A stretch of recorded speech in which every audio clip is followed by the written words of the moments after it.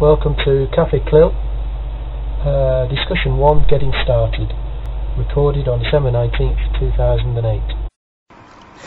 Listen, one of the things we can do today, Loretta, Ben, is maybe we could talk generally about interests, and I sent a message with a couple of topics which we can cover today to get the ball rolling, if you like, and then I know there are at least 3 other colleagues who are interested in joining us, and perhaps in the new year I'll put out another invitation to try and investigate convenient times, and perhaps we can put together a list of topics of interest, and we'll advertise the dates and see which colleagues we can bring together for the topics of interest that we advertise.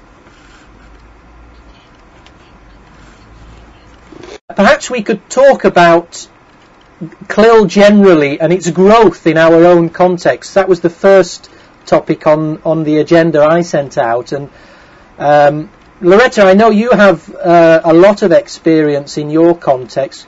Could you give us a little bit of information about what's happening in your situation? Maybe say who you are, just very briefly, and where you're based, and what's happening in Italy in terms of CLIL. Yes, as you know, I was German teacher for a long time, and then I got a place as teacher's trainer, and I'm working with Gisela Lange. I think you know her very well, and in the area of CLIL and of intercultural dialogue.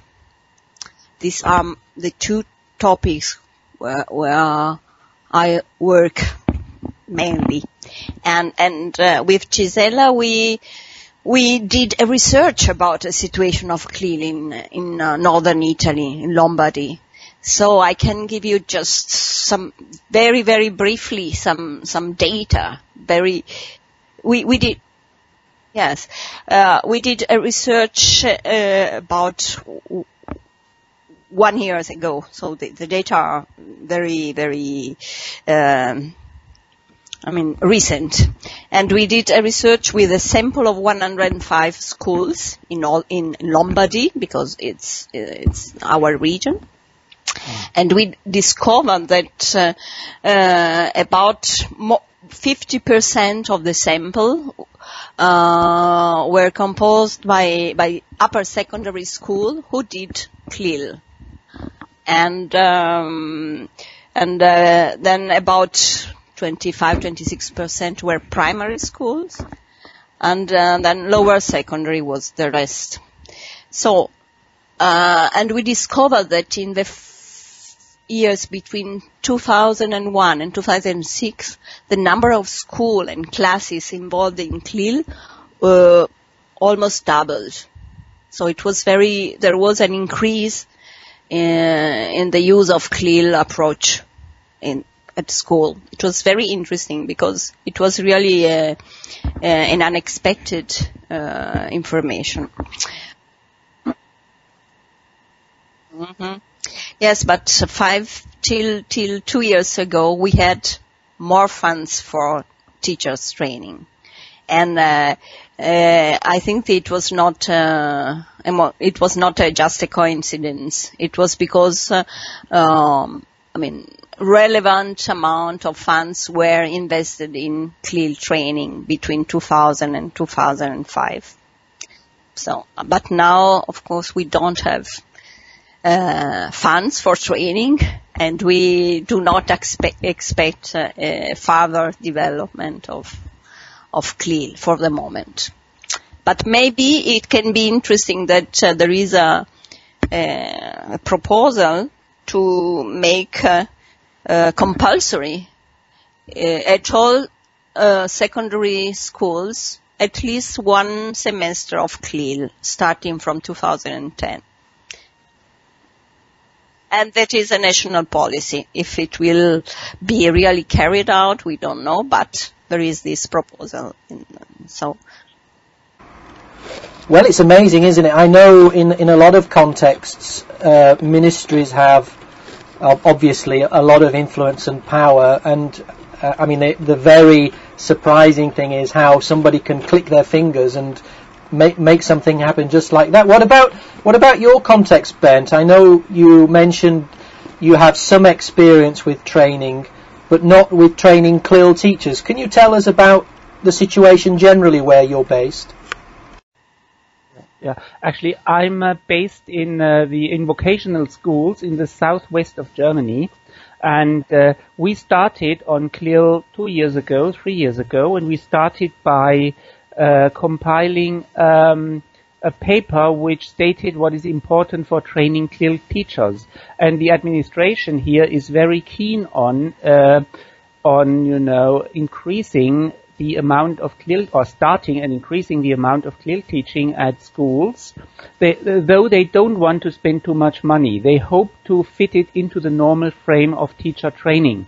So we started 3 years ago with preparing this, paper on what's necessary, and we started with the first course 1 year ago, and the teacher trainees are coming up for exam in the coming months. What made the administration be keen on CLIL is that there is empirical research data that shows that CLIL students are much more advanced in language acquisition than non-CLIL students. And we have CLIL in Germany here in the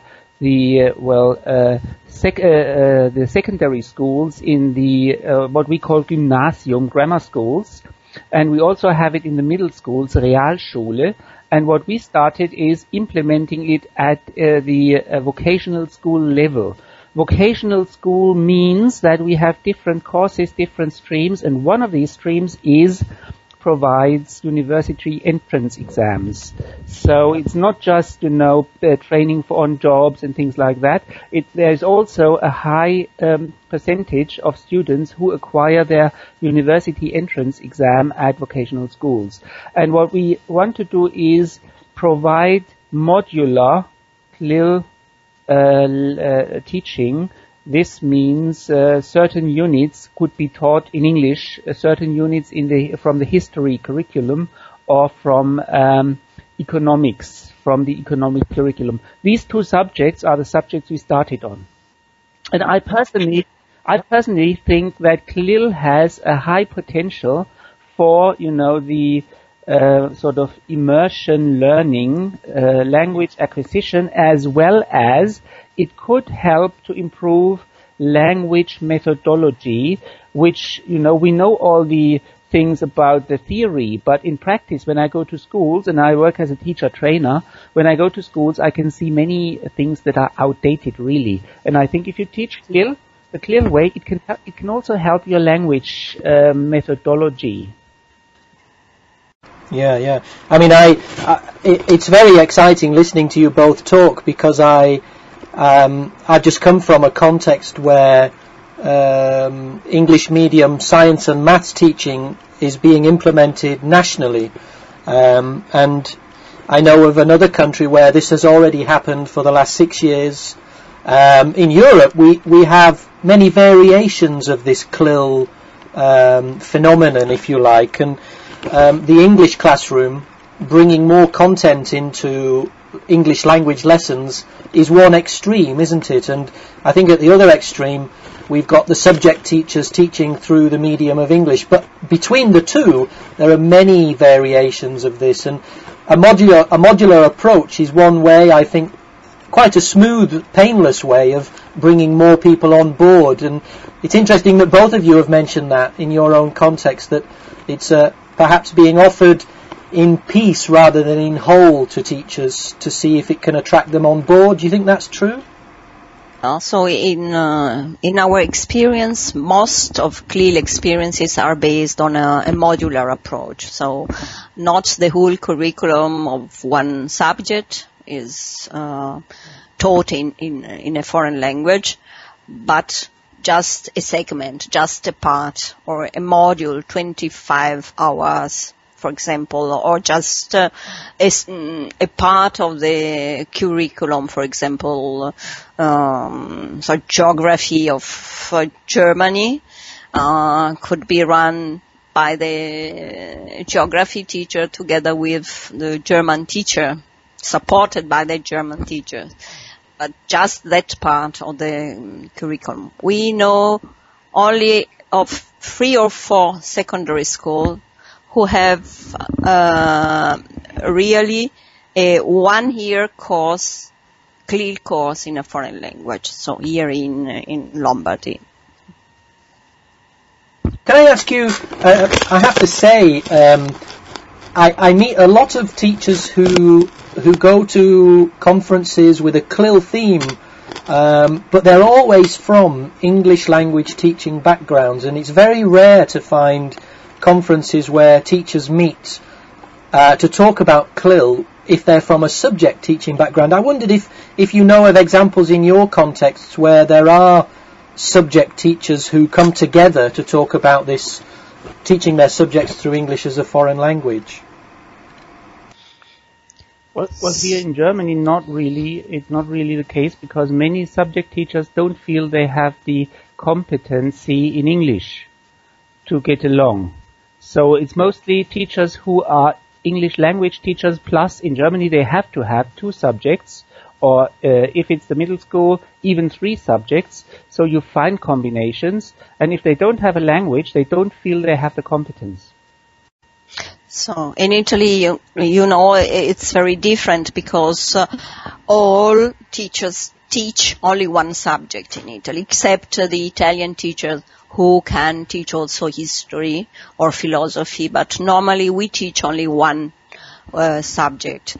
So during our teachers training program, we could meet also subject teachers. And they were involved in the training together with the language teacher. So they were mainly geography, science, social science, history teachers. And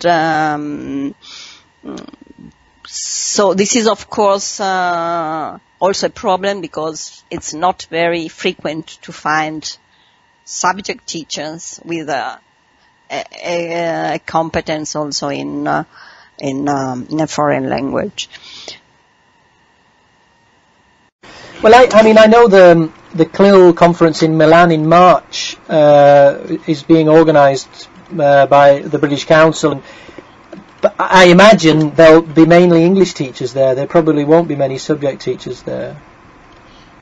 Yes, I think so, because when it is organized by the British Council, of course, the most attracted audience are the English teachers. But maybe we can try to involve also subject teachers.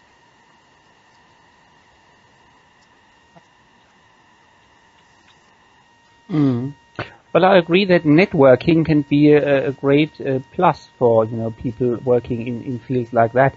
For example, I find that when we start teaching on subjects, we lack materials, we lack materials that are adapted to the language competence of the students.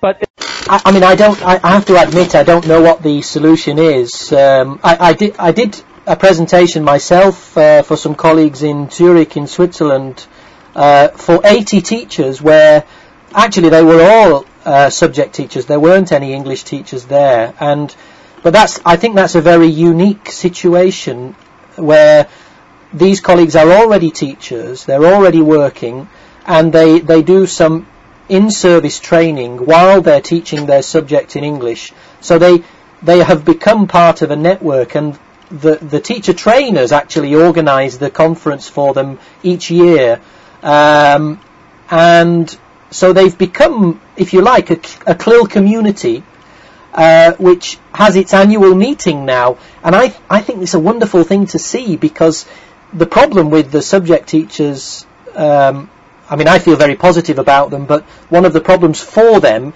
is actually communicating with other subject teachers, because they don't tend to have the kinds of conferences that the language teaching world does, like IATEFL and the National English Teachers Conferences, and that's a problem. I don't know what the solution is, but it's a problem. But Keith, earlier on, you mentioned a country that implemented an approach to all the schools in 6 years ago. Where was that?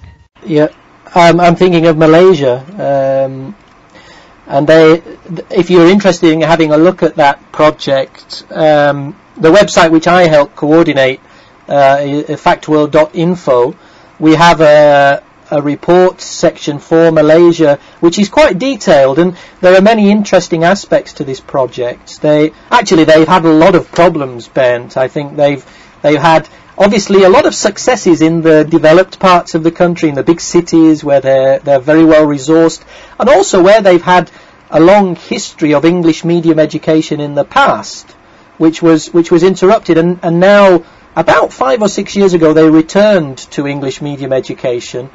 But the problems in Malaysia are the schools which are in the rural areas where the teachers don't speak English, they're not very well resourced, and so you've got very great diversity within one project. I think the interesting thing about the colleagues in Malaysia, which is publicly available, is how they are managing with these diverse challenges. And one of the things they've done for the teachers who don't have a lot of English is teach them English through their subjects.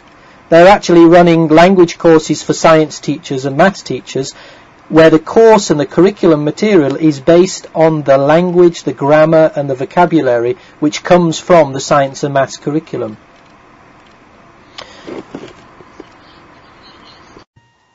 Very interesting. Well, last year in the last 2 years we tried through a Minerva project to recruit, let me say, virtually subject teacher in a country, and to organize wireless video conferencing with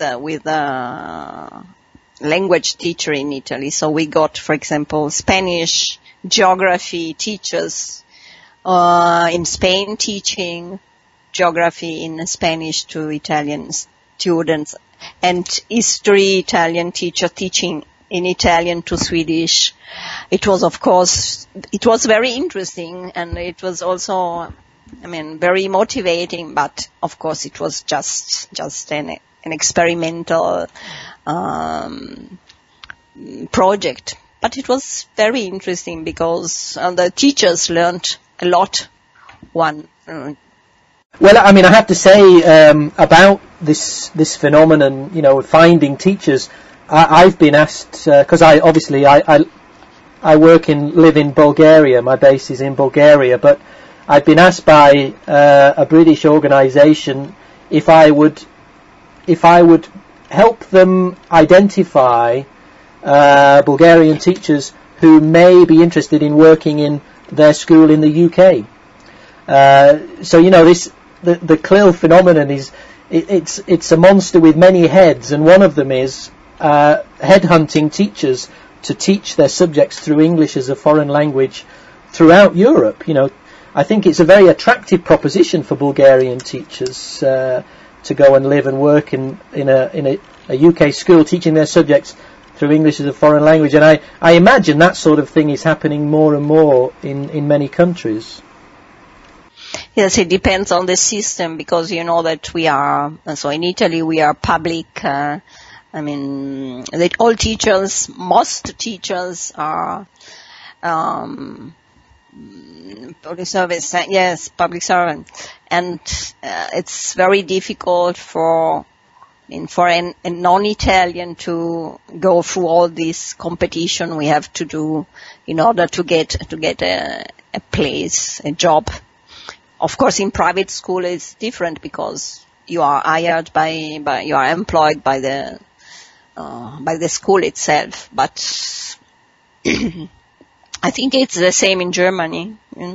It's the same here, that's right. It's the same here. We had teachers coming in from Spain recently, that means a few years ago, because there was a lack of Spanish teachers, language teachers. So we had teachers coming in from Spain, but this was difficult, it was not easy, and it's along the same lines as in Italy here. Mm-hmm. Heath, when you talked about Zurich earlier on, Is it Frau Jansen-Oudwyer you cooperated with? Because in Zurich there's a very interesting vocational school project done by Esther Jansen-Oudwyer. In terms of your teacher training, Ben, in that part of the world, is it right that I've understood you're working mainly with English teachers rather than subject teachers? That's right. I'm training English teachers really, and we added this additional qualification for CLIL teaching, and interestingly, this went to the language department, not to the subject department. So I'm supported by subject teacher trainers, but they expect me, of course, to do the basic training for the trainees, because they tell me they don't have the language qualification, they can't do this in English. And I think that's one of the problematic areas, because we do have a tradition of bilingual or CLIL teaching in Germany as far as German and French are concerned. After the German-French Treaty of 1960-something, they developed schools with a special stream, and these were thought to be elitist schools, so only the best students went there. And now we want to implement CLIL teaching in schools which are very heterogeneous. And what I read in the literature about this is that CLIL can help everywhere. It doesn't have this elitist approach. You have to, not think of near nativeness as the aim of your language training. Because this sort of puts students off being risk-taking learners. They just don't say anything or try to avoid, situations. And that's one part of my thinking, to help the teacher trainees and also the students to overcome these inhibitions. Yeah. Well, it's interesting. I should hear you say that, Ben, because I recently did an interview with a colleague from a grammar school in Kassel in Germany, who's a chemistry and biology teacher who teaches in English, and he's also a teacher trainer, and he was actually saying very critical things about his colleagues' methodology in English language teaching, even going as far as to say that his students were getting their communicative competencies from his science classes rather than from the English language classes. That's what I meant earlier on, that CLIL can help us improve on language methodology as well, because we accept this theoretically. We know that we have to be tolerant of mistakes in certain communicative phases, but when I come to classes, I often see that the teacher's competence is to find as many mistakes as possible. The more mistakes you find, the more competent you are. And you prove this to the community of teachers and to the students. You prove your competence by finding mistakes. And of course, then students try to get around this and don't learn anything, don't take any risks. But so we have accepted this, in thinking, but not in practice. Yeah. At the same time, it helps, so the CLIL approach helps also to make subject contents easier, especially for weaker or foreign students, because the teacher himself is, or herself is somehow obliged to, we say in Italian, to distill, to make content easier and to avoid especially all forms of speaking that are very common in Italian, that are not useful for students, but for example can help students to learn what is important and to avoid what is not important. What you're saying is very true, Loretta. I mean, good CLIL methodology is all really about making things simple, straightforward, well structured, well organized, and very accessible. So, in theoretical terms, all the scaffolding is there for learners, and I agree with everything you're saying entirely. So, and sometimes for the teacher himself or herself, it's very, I mean, it's a way to reflect on what they are really teaching to the students. Mm-hmm. Listen, I'm aware I'm making some notes on the way our discussion is going, and I'm thinking also about your time this afternoon, and also we're very much new to this medium of sharing ideas, and I wondered if we could talk a little bit about what would you like to see on an agenda, if we can organise meetings like this where we can discuss for 30-40 minutes with other colleagues. What would you like us to see on a list of topics of interest to cover? Any particular favourites? Yes, for me, of course, it could be very interesting to understand how subject teacher who are not teaching in the, of course, like you, for example, the subject teacher using a foreign language. So how they have reached this competence. I mean, if they spent a lot of time abroad, or just if they have somehow approached the foreign language as at the university. What kind of competency did they develop? Yes, to concentrate more maybe on the subject teacher and less on the language teacher, which could be for me very interesting. Very often the problem is, getting materials that are adapted to the students. You can try on the internet. It's very, very time consuming. And then, of course, trying to find visuals that fit, or trying to find, ways of dealing with methodologically with, revision, repeating subjects. What are the forms of tasks that you can use for students? Also, when subject teachers come to us and want to have this qualification certificate, CLIL certificate, we have to test them and to find, which of the levels of the Common European Framework they are on. At the moment, what we demand is C1, which is, quite a lot. Yeah, very high. And also they have to do additional classes, additional, seminars. But then their advantage is they will have an advantage when they apply for jobs. So my basic problem is fitting in this time-consuming, part of finding materials. Helping students to ways of helping their reading comprehension, because very often the texts are rather complicated.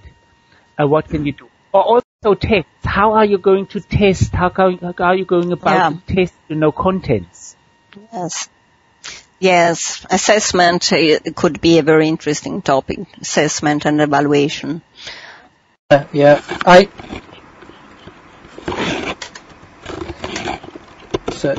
Assessment is a good topic to cover, isn't it? Yeah. One thing I could try and do. I was thinking specifically about assessment, but it applies for all of these topics.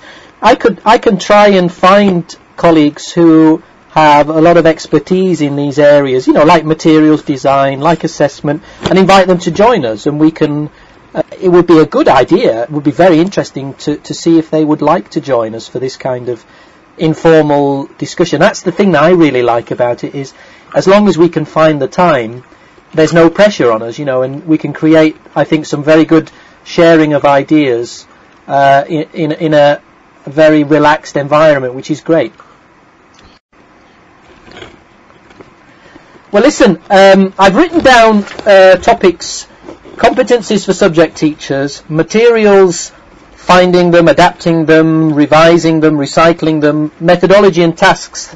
I've also written down testing for subject teachers, which is something you said, Bernd, and I've also written down assessment generally for students, And also, I've written down this area of kind of communication and networking for teachers, which is another thing we're doing physically now.